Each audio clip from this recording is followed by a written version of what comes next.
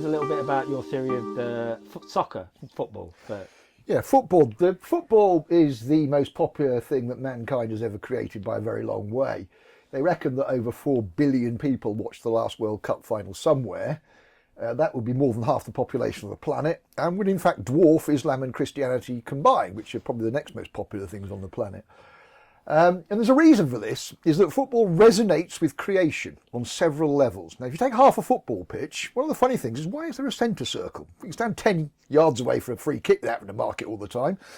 No, that's, if you imagine Solomon's Temple, that's the doors going like that, opening and closing. So you go into the courtyard, which is the one half of the pitch. The penalty area is the Holy of Holies.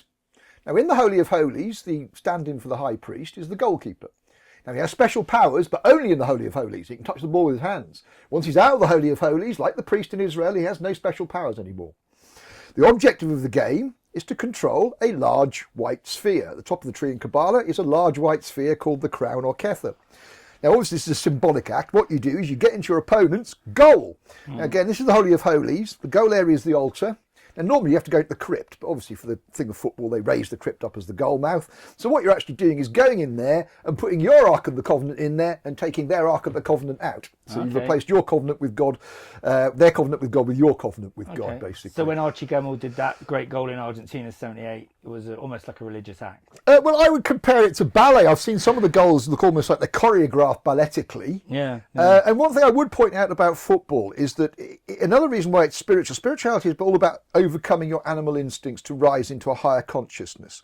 Now, every other ball game, you can use your hands, which is someone throws a ball at you, your instinctive response is to catch it. Now, football requires you to overcome that instinctive response and discipline other parts of your body, like your chest or your thighs or your feet, to control a football. So in that sense, it is a higher game. I mean, to me, rugby is, I mean, I'm sorry if people like rugby, but it seems to be organised fighting, and even then, not that organised. Sorry, rugby fans. Yeah.